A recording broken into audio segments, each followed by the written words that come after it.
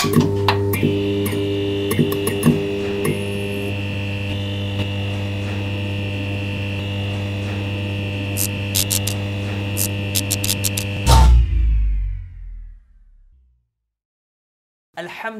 wassalatu wassalamu ala rasulillah amma ba'd. Assalamu alaikum wa rahmatullahi wa barakatuh.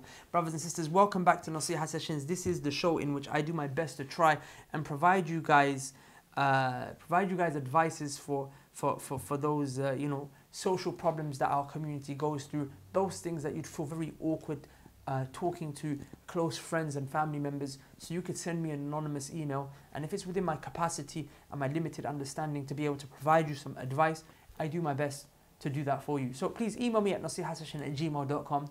Just be conscious of the fact that the majority of emails I'm not able to respond to them because I'm not a scholar or I'm not on any scholarly level. But what it is that Allah has bestowed me with tawfiq and ability to be able to do, I try and do that. So you can email me at nasihasession@gmail.com, and the email address is in the information section below. Okay, so this was a brother who emailed me, and he says, Assalamu alaikum. He says, today I lost my virginity with my girlfriend. He mentions he knows this is haram, but he really wants to marry this girl. She's a Sikh. She's not even a Muslim. He wants her to become Muslim, but her parents hate the idea of Islam, and that scared her off. But by her being with him, the thought of it has come back. He goes on to explain he's been with her for 5 months. He really wants to be with her. He knows it's haram what he's done. He knows it's haram to marry a woman who's of that religion. Yet he still wants to make it halal somehow. And he mentioned because of the fact that he sees her as his future wife, he decided to have intimacy and intercourse and fornication with her because he was like, I'm going to marry her anyway, kind of thing. And he says, even now, all he's thinking about is the very next time he's going to have intercourse with her. And then he says, Astaghfirullah. He knows it's wrong. He just wants her to become Muslim. He wants to marry her. And he said he wants his fitna to end. So, okay. This is a serious topic, my brother. And I'm going to try my best to approach it for you in the best possible way. I want to start off by telling you a story. Imam al-Qurtubi rahimahullah brings this in his kitab At-Tadhkira. There was a young man who was a Muslim, and he used to be hafid bi kitabillah. He was a hafid of Quran. He had memorized the book of Allah subhanahu wa ta'ala. One day he met a Christian girl. This Christian girl, he found her to be amazing, beautiful, and he fell in love with her. He approached her. He said, will you marry me? The girl looked at him and she said, no. My family will not allow me to marry you because you're a Muslim and I'm a Christian. The only exception is if you leave Islam and you leave this religion and you come to what? You come to Christianity. The love that he had with her and for her was so great that it overcame him. It overcame him and he left Islam for this girl. He became a Christian, a kafir, a murtad, apostate, mushrik, polytheist, because of his love for a girl. How many of us think we will change her, but don't realize that she is the one that can change us? Allah subhanahu wa ta'ala said in the Quran, brother, that the plotting of shaitan is da'if, it's weak. But when it came to the woman, Allah said, Inna kaydi kunna azim. But if a woman plots, her plotting is azim, it's strong. Pay attention. Allah, who is al-azim, is testifying that if a woman plots and she wants to plot against a man and convince him and trap him, she in her plot is azim. The one who is al-azim is telling you her plotting is azim. If someone who's intelligent tells you this boy is intelligent, then okay, intelligence recognizes intelligence, real recognize real. Allah is azim, He's the one who's strong. And He is recognizing that the plot of a woman is azim. And then look at shaitan with all of his treachery and his trickery. Allah said shaitan is da'if. If shaitan plots against you, he's weak. But a woman, if she plots against you, that's strong. It's strong, brother. It's strong. Men are silly, thinking that they can go in there and change a woman. Wallahi. A woman, when she comes at you, Imam Ibn al-Qayyim rahimahullah said, a woman's strength is in her femininity. When a woman comes at you, crying, feminine, soft, loving, she comes to you in that endearing way, you give in. Like, wallah, you shave your beard for her. You shave your beard for her. You miss salawat for her. Of course, this is not all sisters, by the way. The overwhelming majority of our sisters, they don't use their powers, for lack of a better term, for evil. But Allah has given you a strength, my sisters. And you know there is a way you could use it in good. In marriage. Don't be like a man, all masculine. My husband, I'm going to tell him what to do. I'm a feminist. No. The way to have your husband wrapped around your finger is to be feminine. But with great power comes great responsibility.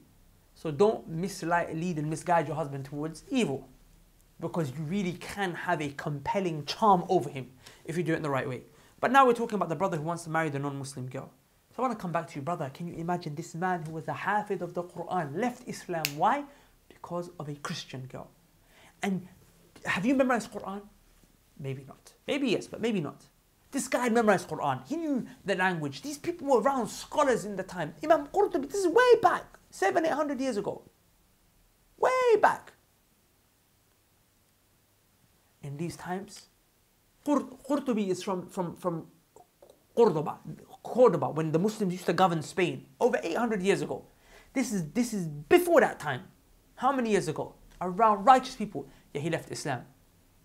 And you know what's amazing? Imam Qurtubi rahimahullah, he mentioned that many years later, some of the young friends that he used to have when he was a Muslim, they came across him and they met him.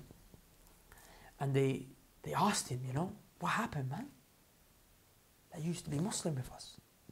Christian now.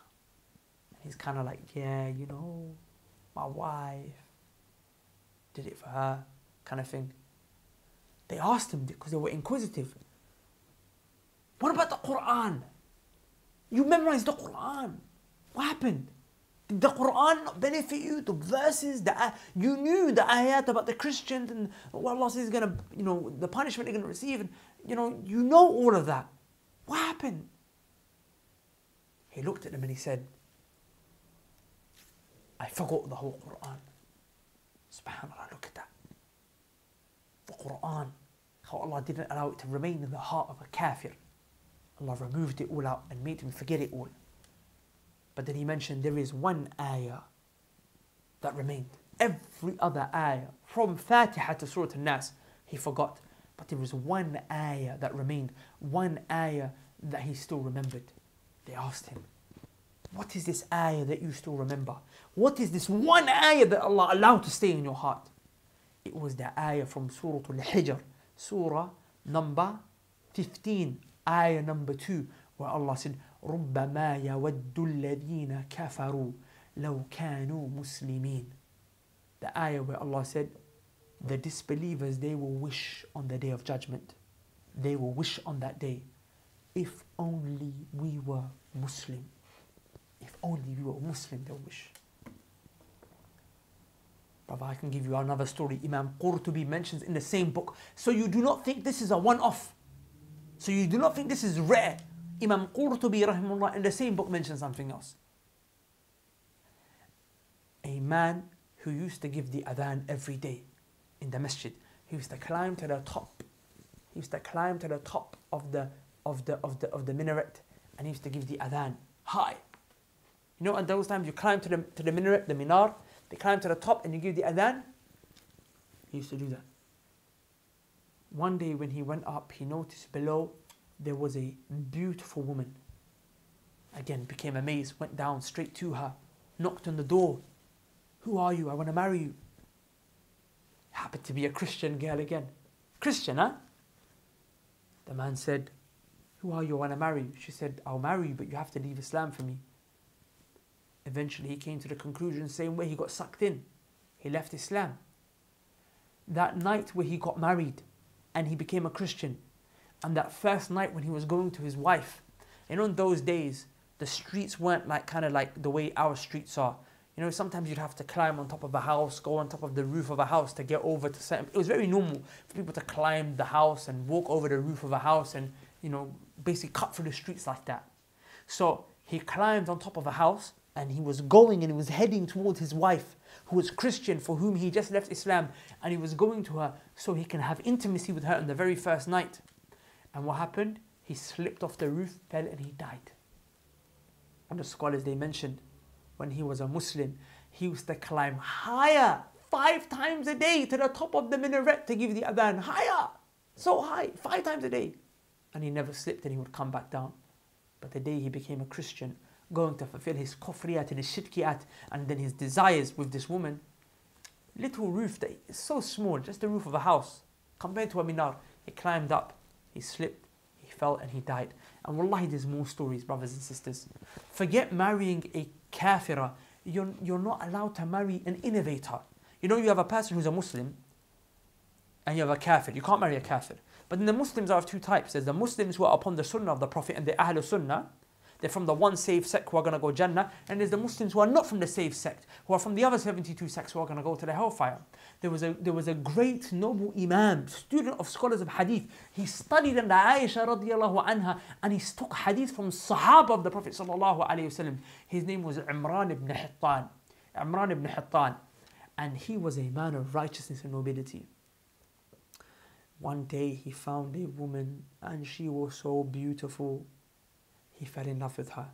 She was a Muslimah, but she was from an evil sect. She was from the Khawarij. Who are the Khawarij? They're the modern day version of ISIS and Al-Qaeda. The modern day Al-Qaeda, modern day ISIS, the classical name for these extremists, terrorists, is the Khawarij. These were the same people who killed Ali ibn Abi Talib radiyallahu anhu. They took a sword and he smashed it on his head and he killed Ali radiallahu anhu. And they killed Uthman radiallahu anhu. And they murdered and spilled the blood of many of the Sahaba of the Prophet alayhi salatu wasalam. This man fell in love with this Khariji, takfiri girl. She was beautiful, it was said. And then there was narrated that the people advised him and they said, don't marry her. Don't marry her. This is dangerous. This is dangerous. Do you know what he said? He said, no. He said, I can change her. I can change her. I can bring her to the sunnah. I can make her leave these beliefs. That's exactly what you're saying right now, bro. But you know what happened? She changed him. And he went from being a student of the Sahaba to being a person who became the leader of the Khawarij of his time. And he became one who praised and wrote poetry defending the people who murdered Ali ibn Abi Talib radiyallahu anhu. All because his wife changed him.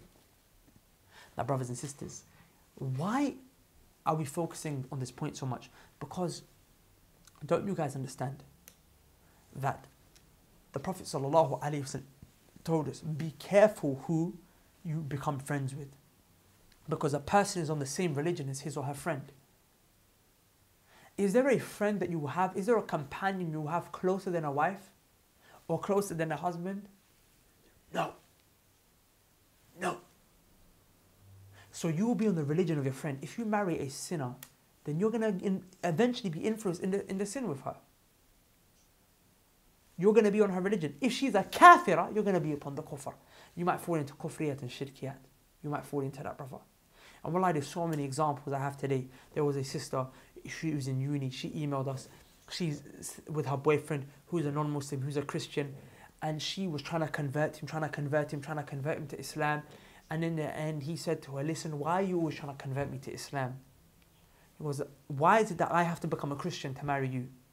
In my religion, we don't have to force you to become a Christian. We can marry you. Why is your religion so tough like that?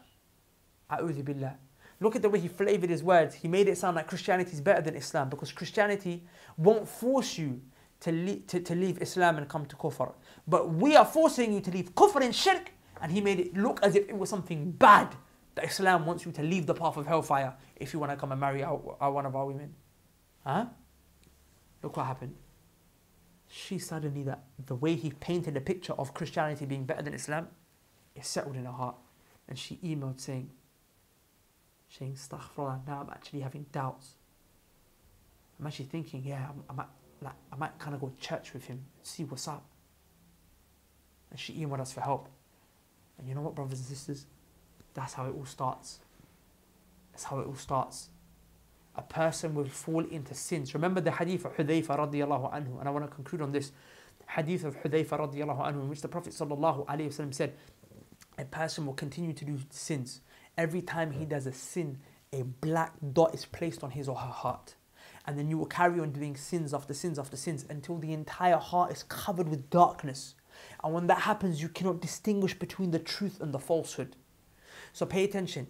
When you do sins, your heart becomes dark. So dark that once it's become dark and covered with sins, you cannot distinguish between what's right and what's wrong. So a person, remember, if I hold this phone in front of you and I tell you close your eyes so you cannot see, will you ever be able to tell me what's in front of you? No. There's nothing wrong with the phone. It's a phone. It's right in front of you, but you cannot see it. You are blinded. Why? Because your eyes are closed, my brother. Your eyes are closed, my sister. And because your eyes are closed, you cannot see that which is in front of you. Now the same way, sometimes you think, why is a person doing this sin? The ayah is clear. It's clear. You're going to go hell if you do this. You're going to go Jannah if you do that. The evidences are so clear. Okay, this is a bid'ah. It's so clear. You can't celebrate Mawlid. You can't do. It's so clear. Now why are you still going to do it? It's not because he can't. His hearing is fine. His brain is fine. His eyes are fine. He's listening. But the heart is blind. And why is the heart blind? Because of all the sins that he or she has done. Do you see, my brother? All of the sins that you've done, your heart is blind. And eventually you'll get to a point where you can't differentiate between kufr and shirk. And that is why this sister is now starting to doubt Islam. Because it's not that she can't, it's not that Islam is wrong, but it's that her heart is becoming dark. And she cannot, her heart is becoming blinded to the light of Islam. Why? Because of all the sins that she's done. Because the Prophet said every time you do a sin, there's a dark dot that's placed on her heart. So then what has she done? She's been hanging with his boyfriend. She's been doing haram. She's been fornicating with him. She's been doing zina with him, fornicating with him. Both of them have been having sex together, doing all sorts of filthy acts. And they've been doing this regularly because a boyfriend and girlfriend does this regularly. Regularly they do this haram. And every day it goes by, they're doing this sin. Dirty conversation on the phone. Every week, every month. Months are going by. 6 months are going by. 1 year, 2 years. The heart is becoming diseased and dark and covered. And now it's become so dark. It's like, wait, I can't see the truth of Islam anymore. I can't distinguish, as the Prophet said, you will not be able to distinguish between truth and falsehood. And she's actually thinking about Christianity. And now that is exactly how Imran ibn Hittan and all these other people fell in. For two reasons. Number one, because of the sins that they were doing, their hearts became dark. They could not see the truth anymore. Number two, because they were becoming influenced by their closest companions. And there is no companion closer to you than a woman. Brother, you've already started fornicating with her. And look what's happening. Zina. The third worst sin after shirk. Murder, zina. A sin for which a person is roasted and toasted in the hellfire for. Look how you're justifying it, saying, we're going to be married anyway. You've already stopped. You already cannot see the magnitude of fornication because of how your heart has been corrupted. So much so that you're actually saying, I'm thinking about the next time I'm going to sleep with her. That's how dark and diseased and covered and blinded your heart is becoming, brother. Please don't get upset with me. I'm just giving you advice. Please don't get upset. I'm just giving you advice. That's how dark it's become. Already one of the greatest sins, the third greatest sin for which people are going to burn in the hellfire, my brother. They're going to be punished in the grave for this, brother. The Prophet ﷺ said that in the grave, they will be placed in an oven and they'll be naked and the fire will rise them to the top and they'll fall back down. because of the fornication, the illegal sexual intercourse that they used to do. To show you how it's already affected you, the sin, is that you're saying like, I mean, I'm already going to be marrying her. The only reason we did it is because we're thinking of getting married. Already the Sharia of Allah is becoming low and becoming dismantled to you. And eventually the Sharia is going to come, it's going to get to the Tawheed, the Sunnah of the Prophet is going to fall, the Tawheed is going to fall, La ilaha illallah is going to go, and you can fall into serious kufriyat and shirkiyat. Akhi, stay away from this girl. Stay away from this girl. Leave her. Leave her. The Prophet ﷺ said that there is not a person who leaves something for the sake of Allah except that Allah will replace it with something better. Wallahi, Allah will replace it with something better. Your religion is more important to you. Leave it. Leave it for the sake of Allah. Leave it for the sake of Allah. I beg you. Allah will bring you something better. You want a woman who's a companion? Allah will bring you that. But this is fear for your religion.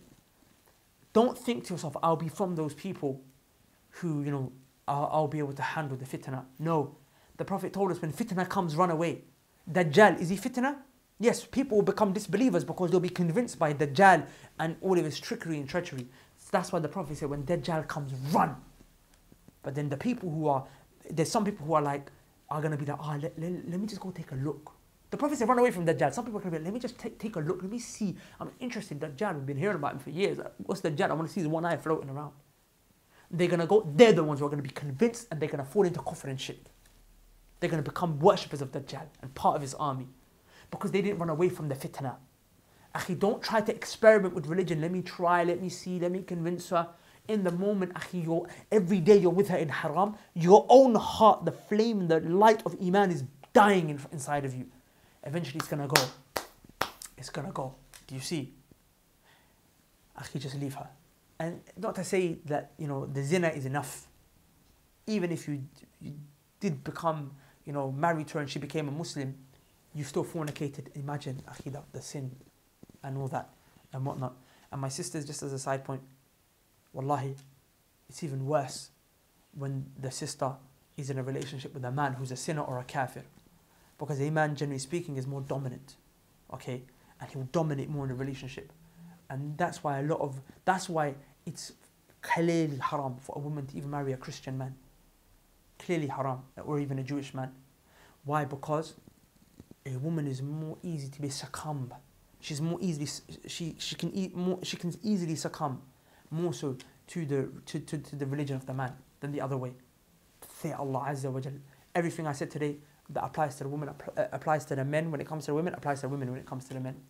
Finally, inshallah ta'ala, I just want to take this opportunity to invite you guys to come to the Muslim Survival Guide. It's an online program and an academy that we have set up for Muslim brothers and sisters who don't know their religion, so they can learn their religion, inshallah ta'ala, at a very basic level. We've got many amazing and interesting topics there, inshallah ta'ala, and we've got new teachers that are joining us, inshallah ta'ala, that have got courses that are going to be taught there as well. So just go to the link below, sign up, and hopefully register, and we see you on the other side. That's the MuslimSurvivalGuide.com. It's specifically designed for the likes of you guys. Assalamu alaikum wa rahmatullahi wa barakatuh. Oh, and also if you want to send in any more issues, nasihasession@gmail.com. Assalamu alaikum wa rahmatullahi wa barakatuh.